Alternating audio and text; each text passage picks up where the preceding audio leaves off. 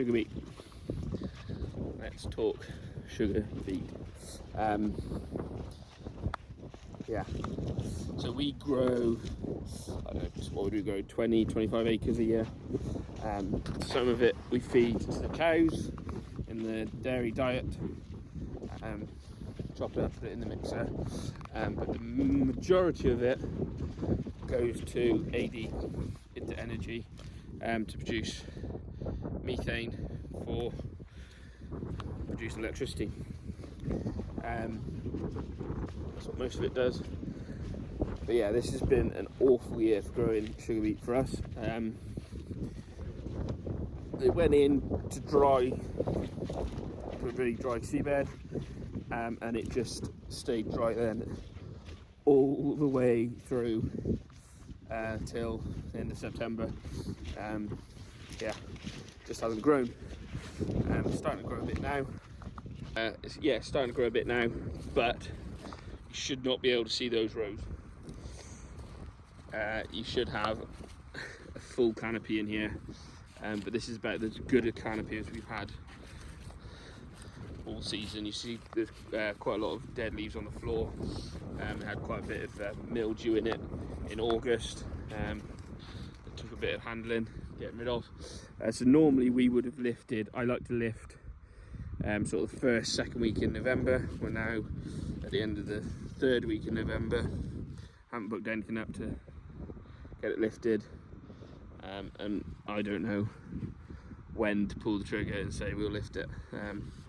I usually like to get it up out the ground in reasonably good conditions in the dry, and then get a wheat crop in, but wheat is worth absolutely naff all at the moment, so if I don't get a wheat crop in, I'm not going to be missing out on a huge amount.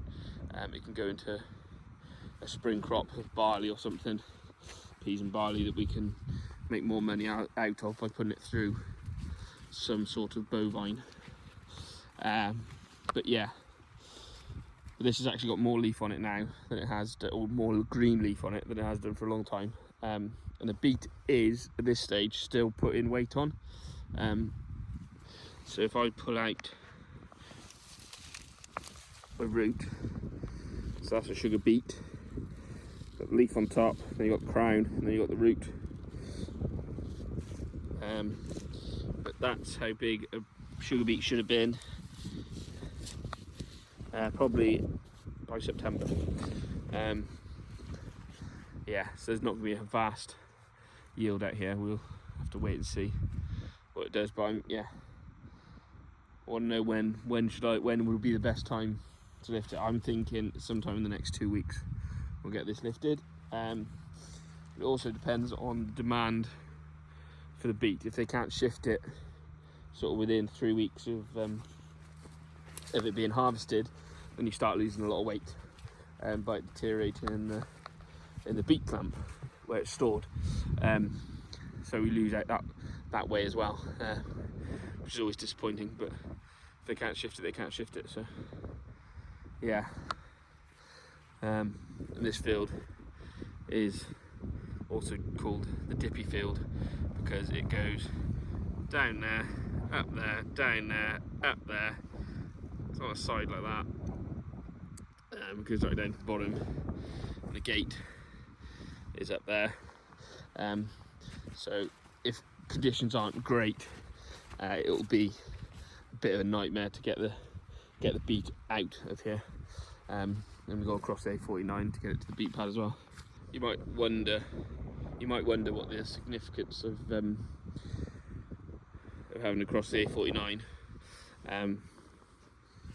to get this sugar beet onto the sugar beet clamp where we can store it, which is a big concrete area where we can put 600 or 700 tons of sugar beet, and they can load it from there, load lorries, all on concrete, on hard standing.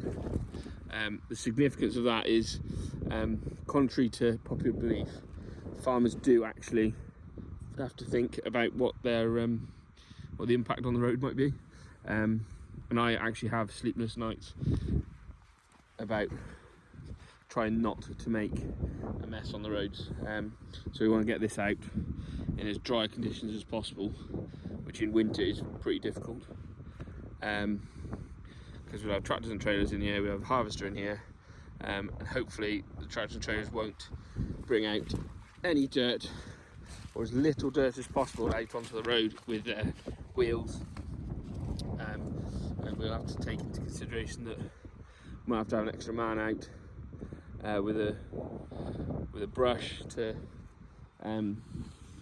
clean the road between trailers, so follow the trailers down the road with the brush and keep it clean, so that we're not impacting on the road and get the road muddy.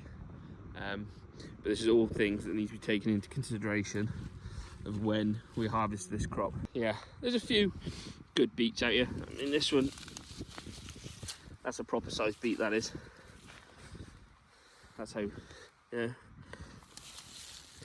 If I had a field full of beets that size, I'd be quite happy, and I probably would have already lifted it.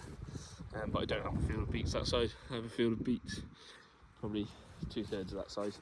So we'll wait and see. But I'm actually quite pleased with how much green's come back out here now, and how much leaf it's got, because that's the plant's still growing.